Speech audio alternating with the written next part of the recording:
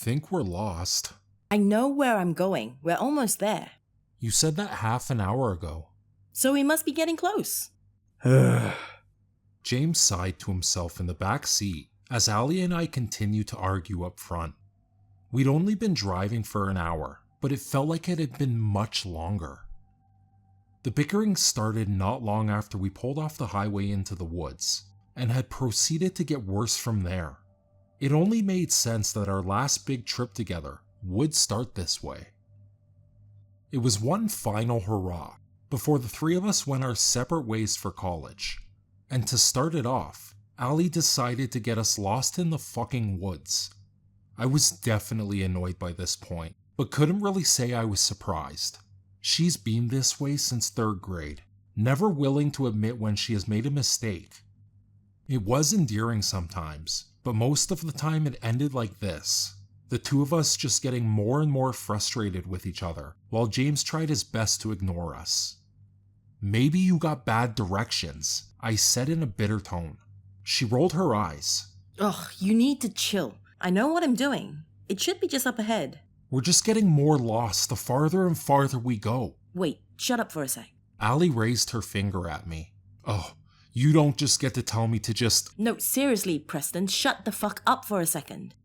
She rolled down the window on her seat and tilted her head slightly. A gleeful look popped on her face as she began nodding her head. She rolled down mine and James' windows with a smirk. Here, listen for yourselves. I perked my ears to listen, at first only hearing the crunching of gravel beneath the car tires. Soon other noises began coming through. Amongst them was the unmistakable noise of waves rolling on a beach.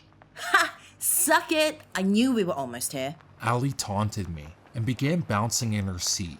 I folded my arms slightly, having no good way to respond. This was good news after all. About a minute later, we found ourselves in a small clearing that had a footpath leading forward. Allie parked the car and immediately began jogging down the path. "Hey, Allie! James yelled after her. You're not gonna help with the stuff?" She waved back at us, but didn't turn her head. I'll come back later. I just want to check out the water. James and I both sighed at this, before proceeding to grab the supplies we had brought. The three of us had packed light, luckily, which meant James and I had no trouble grabbing all of it by ourselves. We set out onto the path after Allie, having already lost sight of her. It was a short walk before we saw an opening with light cascading through. It was almost unbearably bright as I stepped out from the brush, but after a few blinks, I was able to see the beauty in front of me. Golden sand baking in the sunlight, a pure blue ocean that stretched far into the horizon, and not a single person around us besides the three of us. The beach was small, probably not even 500 feet long. On either side it was flanked by small bluffs and large piles of rocks. The back was entirely blocked off by the forest, which ended abruptly as the ground became more sand than dirt. Sunlight bounced off of the sand, bathing us in heat, only tempered slightly by the light, salty breeze coming over the ocean.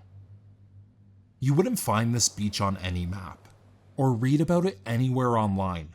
It was a local secret that only a select few knew about. I'm not even sure it was private or public land. Everyone at our high school heard rumors about it, of course, but less than a dozen apparently knew the actual directions to get here. Lucky for us, Allie's older brother happened to be one of those people. Half an hour down a small northbound highway, before turning onto a closed-off service road, going around the barricade, and past it just a few key turns before you found yourself here. There was no better place for us to spend our final weekend together. Allie, James, and myself had been friends since grade school, almost inseparable. We'd always be in the same clubs, always work together on group projects, always bum around together on weekends. But life is unpredictable, and the college admissions process had proven that to the three of us. Allie had gotten into a prestigious liberal arts school on the other side of the country, and James was going to be going to an advanced program at a specialized engineering college out in Arizona. I was going to State University, but I'm currently undecided with what I'm going to major in. My dim future aside, The three of us were soon going to be separated by thousands of miles for months at a time. Sure, we'd see each other during breaks, but it wouldn't be the same. We acknowledged this, and spent all summer planning one final adventure for the three of us. Most of our ideas were immediately canned, until Allie suggested asking her brother about the infamous secret beach. Once she actually got the directions from him, we were all set up to camp out over the weekend. I looked down and saw that Allie was already knee-deep in the water, splashing around and laughing to herself. James and I couldn't help but smile slightly before dropping our supplies and following her into the water. We dove headfirst into a massive wave coming in, before swimming out to where Allie was standing. The three of us proceeded to ride the waves, dunk our heads, and let the tide drag us around for the next hour. It was incredibly relaxing, the perfect cure for that long and stressful car ride. After we got tired of the water, we all walked back up to our supplies to dry them out and set up the tent. James, being the engineer prodigy that he was, had it assembled in about 10 minutes, as Allie and I politely clapped for him. He gave a small bow before jumping onto a towel next to us. So, what's on the agenda now? Well, we could all just sit here silently, alone with our thoughts, or... Allie spoke as she reached into her bag, pulling out a bottle of vodka. we could start having some actual fun. Holy shit, where'd you get this? I asked as my eyes widened with excitement. We drank together before this, at bonfire and parties, but that was always the dirt cheap stuff that came in plastic bottles. This vodka looked like something an actual adult might drink. Compliments of Patrick. He said we could consider it our graduation gift. I stared Allie dead in the eyes, joy filling my heart. I could actually marry your brother. This is amazing. You should go for it. My parents know you'd make an honest man of him. Allie said as she unscrewed the top. Each of us took a large swig, before having our faces turn into a grimace. It was certainly better than what we were used to, but vodka was still vodka. Despite this, it only took us about 40 minutes before most of the bottle was gone. We decided to save the rest of it for later, after we saw the sun was starting to hang low. Our thoughts now turning to food. I started a small fire next to our camp. We cooked and ate a few hot dogs each, happy to have something in our stomachs to match the alcohol. With our hunger satisfied and the sun almost setting, the three of us sat around the fire and began to shoot the shit like we always do. It started out as casual banter and reminiscing, but soon enough the conversation shifted to our plans for the future. I can't believe I'm leaving in a week. James said, staring at his feet. Jesus, it is only a week, isn't it? I'm leaving the week after that. I kept on thinking about it as one of those things that's gonna happen in the future, but not ever really going to happen. You know what I mean? James and I nodded our heads. I guess I'm excited. James replied, still staring at his feet. I mean, I'll miss home and you guys and everything. But it should be fun to travel and meet all these new people. It'll feel like an adventure. Definitely. I've already started talking to the girl I'm rooming with on Facebook, and she seems super nice. What about you, Preston? Are you excited at all? Yeah, I guess. I really don't know what to expect, to be honest. I spoke in a distant tone. I was dreading talking about this. Have you had any luck picking a major? Allie asked, for what might have been the 12th time this summer. Not since the last time you asked me, no. I responded in an irritated tone. I don't know. I'll probably end up doing pre-med or something. I was good at AP Bio. Yeah, but you hated AP Bio. Allie gave me a dubious look. Well, I need to pick something, and at least this way I'll have a career path. Why not try for music or something? You always had fun in band. Like I said, I kinda want a job when I graduate. Starving artists don't sound like that much fun. And slaving away at something you hate for the rest of your life sounds so much better. At least I'd be miserable on a full stomach, I said dryly. Truth be told, I wasn't as sure as myself as I was trying to sound. I really did hate biology, and absolutely nothing about pre-med sounded appealing to me. But what else could I do? I needed a good job, right? That's the whole point of going to college. I get where you're coming from, Preston. You don't want to be one of those people that waste 4 years getting more and more in debt, and then having to work for minimum wage for the rest of your life. Seriously, James? I thought you were excited about doing your engineering thing. James shrugged. I sorta am. I'll be good at it, at least. Sometimes you have to go for the more practical option. And what if he's actually successful with a music degree? There's plenty of jobs in that field. Betting odds aren't great. James dryly summed up my thoughts on the subject. Allie rolled her eyes and flopped onto her back. Ugh, Jesus, you guys are impossible. I snickered slightly, surprised that Allie was giving up this easy. My laugh caught in my throat. As I tilted my head back and noticed figures approaching from the far side of the beach, I immediately turned around, my heart starting to pound heavy. There were 4 people cresting over the rock pile that sectioned off the beach. The setting sun shined bright behind them, casting them as featureless silhouettes.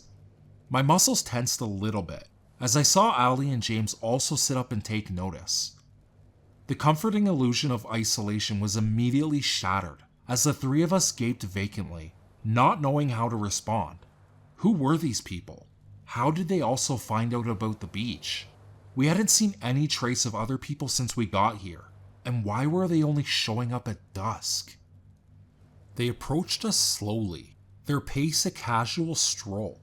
My nerves faded slightly, but I mostly found myself confused. This confusion only grew as the person at the front raised his hand to wave at us. I looked back at Allie and James, only to see a grin cross James' face and a grimace form on Allie's. My brow furrowed slightly, until I looked back at the approaching group and finally understood. They were kids from our high school, specifically Robert and a few of his friends. Holy shit!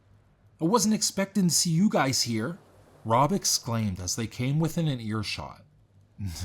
No kidding, I responded, still shocked to see people I knew here. What are you guys doing here? Rob now stood in front of us, acknowledging James and I with quick smiles, before giving Allie a brief and sober nod. We were camping out for the night on the other side of the beach. When we saw the smoke coming up from your fire, we decided to check it out. What about you guys? James shrugged his shoulders. Same thing, pretty much. Chilling out overnight, enjoying the beach. Where'd you guys park? We're off in a small lot on the other side of the beach. He pointed behind him. I thought we saw another car as we drove by. Yeah, that was probably us, I said. Sick. Rob trailed off, clearly feeling awkward. Well, we're gonna be hanging out on the other side of those rocks. If you guys want to come chill or anything. Rob's friend Eric helpfully finished for him. I gave James and Allie a brief look before responding. Yeah, sure. We'll see how we're feeling later tonight or tomorrow. And almost as quickly as they showed up, they disappeared again behind the mound of rocks. Once it was clear they were completely out of earshot, Allie finally let herself speak. Fuck that shit. No way we're hanging out with those assholes. Oh, come on. They're not that bad. And besides, you and Rob were over like a year ago. It shouldn't be a big deal. It's not a big deal. I've just got nothing to say to him. I chuckled slightly. Well, that certainly didn't feel awkward or anything. Fuck you guys. Allie threw her flip-flop at me. We all laughed it off, and we were soon back to small talk. After a bit, James and Allie were off on another tangent together, and I found myself drifting away from the conversation. Their voices became vague in the background, as I found myself staring at the waves lapping against the beach. Maybe it was the alcohol in my system. Maybe I was just bored. Either way, I was completely transfixed. My eyes were drawn to the shells floating around the waves, how they swirled and bobbed in the water, what paths they took to the land, before being left behind by the ocean. Every time a wave would fall back, it would leave a mess of shells all along the sand, until another wave came along to pull them back. Not all of them, though. Every time, 1 or 2 shells would be left on the beach, bravely defying the ocean's pull, rebels desperately clinging to the beach. It didn't really matter, of course. The tide would start coming in later tonight, and soon enough, all the shells would be back in the ocean. No shell really escapes the ocean. They only delay going back. Holy shit. Are you seeing this? My body jolted awake. I flipped to my back and my eyes began darting back and forth between James and Allie. When I saw what they were focused on, something behind me, I again twisted around to get a better look. Lying on the beach about 100 yards away from us, as it had been there for hours, was a large black crate. I turned back to face my friends, before the three of us got up to investigate. We were in the final stages of dusk, with only the smallest light of the sun still bouncing off the ocean. It didn't matter, as there wasn't much to see of the crate.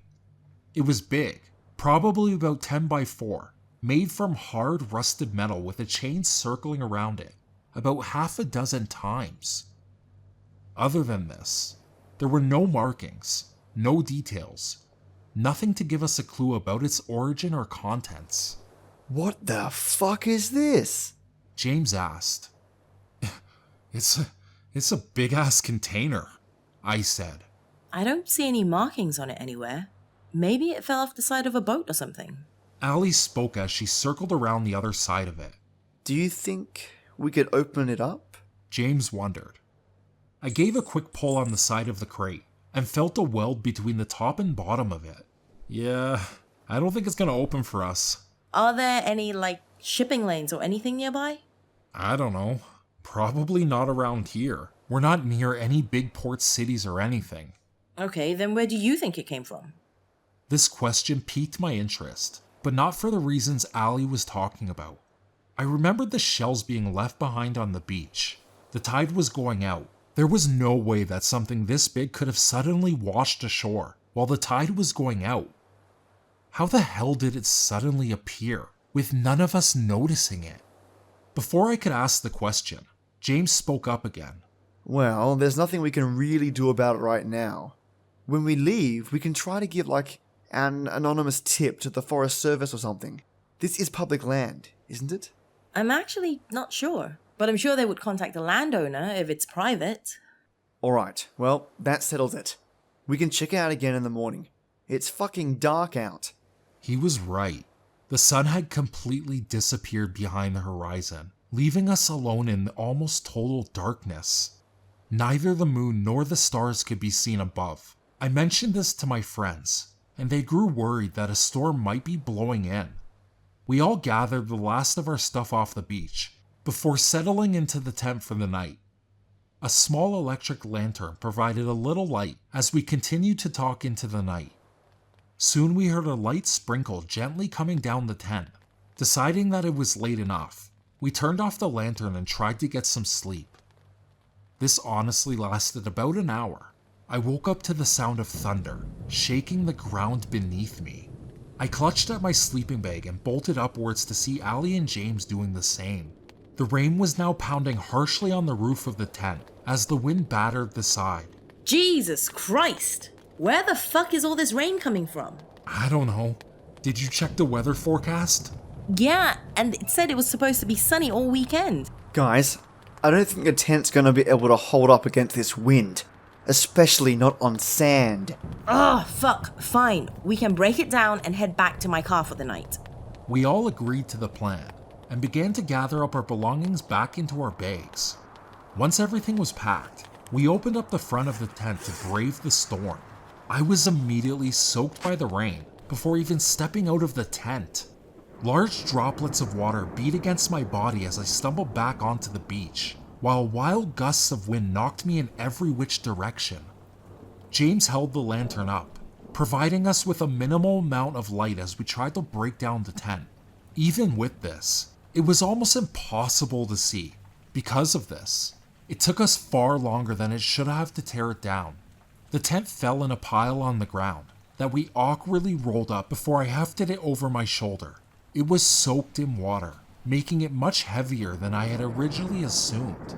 James yelled something I couldn't quite make out over the storm, before gesturing towards the path that we had come in on. The three of us sprinted up the beach and back towards the car. Leaves and tree trunks provided some protection from the rain and wind, but it was too little too late. We were completely soaked by this point, and I could see both Allie and James shivering as we continued down the path. Not a word was spoken until we were all in the car. Hey Allie, can you please crank the heat? James asked as he wrapped himself in a towel in the back. Ugh, yeah, sure. She said as she stuck the key in the ignition. The car sputtered to life and heat began pouring in from the vents. I pressed my hands close and let them warm up for a moment before registering my displeasure. Well, this sucks. Yeah, this does fucking suck. You guys, I'm so sorry. I just wanted this to be a fun last weekend, but of course nothing goes right. James put a hand on her shoulder. Come on, Allie. Today wasn't that bad. It was actually a pretty good day, all things considered. Yeah, the beach was awesome. And I mean, look on the bright side. As soaked as we are, Rob and his friends probably got it a lot worse than we did. This got a chuckle out of her. That chuckle morphed into a full-blown fit of laughter, and soon me and James found ourselves joining in. As the laughter died down, I tried to fit myself more comfortably into my chair and fall back asleep. I had just closed my eyes when I heard Allie mutter to herself. Oh, fuck. Huh? What is it? I forgot my phone on the beach. She said as she continued to grab and reach at her pockets. Shit. Well, it's gotta be soaked by now, so... Allie was already turning the engine off before I even finished. No way. I can't afford another one right now. I'll go see if I can find it. In this weather. I'll be back in a minute, don't worry about it. She opened the door and quickly disappeared into the darkness of the woods. James and I sat in the car in complete silence. Rain pounded on the roof of the car, drowning out all other ambient noise. I nervously tapped my fingers on the dashboard, becoming more and more worried by the second. She was barely going 100 feet, and it's not like there was anyone else around that we didn't know. And yet, a pit of worry grew in my stomach, causing my fingers to pound harder and harder at the dashboard. She didn't bring the lantern. James said suddenly. I caught the meaning in an instant. No lantern, no phone. She might as well be blind out there. I looked back out into the rain before heaving a sigh and reaching for the door. Oh, shit. James followed me out the door, and soon the two of us found ourselves again caught in the downpour. Any warmth I had gained in the car was quickly lost to the elements. My t-shirt clung uncomfortably to my body, keeping the freezing water firmly on my torso. The wind continued to howl around us, cutting me to what felt like my bones. I began to shiver as James fiddled with the knob on the lantern, before finally turning it on and hoisting it over his head. My first step onto the sand was met with a large splash, causing my heart to momentarily skip a beat. I looked down and saw that the water was now up past my ankles, completely submerging my feet in sandals. This came as a shock to me. The tide had been going out, and wouldn't be coming in until later that night. Allie! I screamed out at the top of my lungs, wanting to get back to the car as quickly as possible. The only response was rain crashing down on the water as waves loudly crashed against the rockier parts of the coast. I called out again. Allie! James and I must have called out to her at least a dozen times each as we stumbled through the water across the beach. We couldn't find a trace of her. Even with the limited visibility, it was clear that she was nowhere near where we had set up camp. Panicked, we started looking over the entire beach. Rain continued to pour harshly down on our heads as we searched end to end, trying to find any hint or clue as to where Allie might have gone. It was only as we looped back to our initial spot that I noticed something that was off. I did a double take as I saw something out of the corner of my eye, still unsure of what I was seeing. I yelled at James to follow me. We nervously waded through the water, my eyes squinting hard to make out the finer details. Once it was clear what we were seeing, my heart rate spiked. In front of the two of us was the crate that had washed ashore, now open and slowly filling with water. When did this open? James asked, his voice edging anxiously. I stood there slack-jawed, having absolutely no answer for him. That chest had been welded shut, with a fucking chain wrapped around it. It would have taken hours with heavy-duty power tools just to get this thing open. James looked at me before trying to answer his own question. Maybe Rob and the other guys got it open. You know, when we were asleep. I gave him a look of complete disbelief. We both knew that this wasn't true. There was no way any of those guys could have gotten this open. We need to find Allie. We should at least check with the other guys. It's the only place we haven't looked yet. Having no better idea, I agreed and let him lead the way to the other side of the beach. We soon found ourselves at the mound of rocks that separated the two sides, waves violently crashing against them. James grabbed the lantern's handle with his teeth and awkwardly groped at the rocks as I followed suit. They were completely slick with water, making it almost impossible for us to get a solid grip. Slowly, we managed to crawl up the side of the mound. Every time my hand or foot slipped, I felt my breath cut short. I scraped my arms and legs several times during the climb and felt the harsh sting as salt water splashed against the cuts. With gritted teeth, I pushed on, and soon the two of us found ourselves on the other side of the mound. James and I began to call out, not just to Allie, but to Rob and everyone else. The results were the same. No response ever came.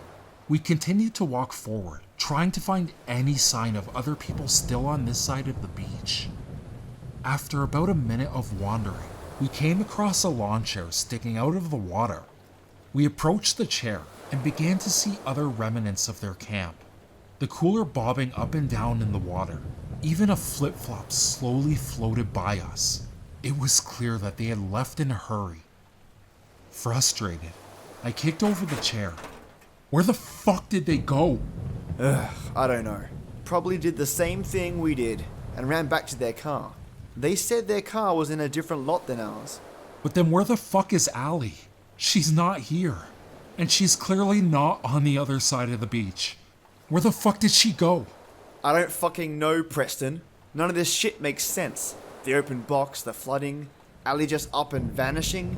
I have no idea what the hell is going on. God fucking damn it! I screamed before kicking the chair again. The rain continued to fall, and wind continued to howl as I stomped around the former camp. Finally, I forced myself to take a deep breath and attempted to calm down. Getting this upset wasn't going to do me any good. After I finally collected my thoughts, I looked back at James. Alright, she's not here.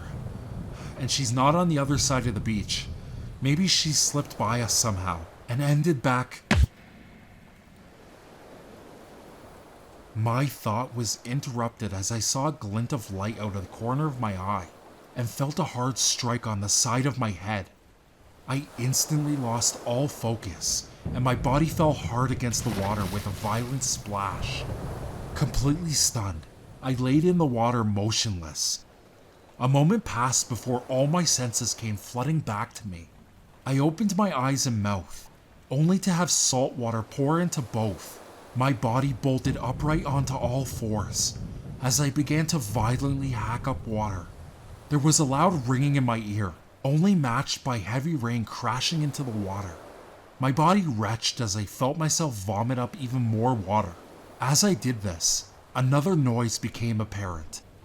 Despite all of the ringing and rain, I could easily make it out. A fucking scream.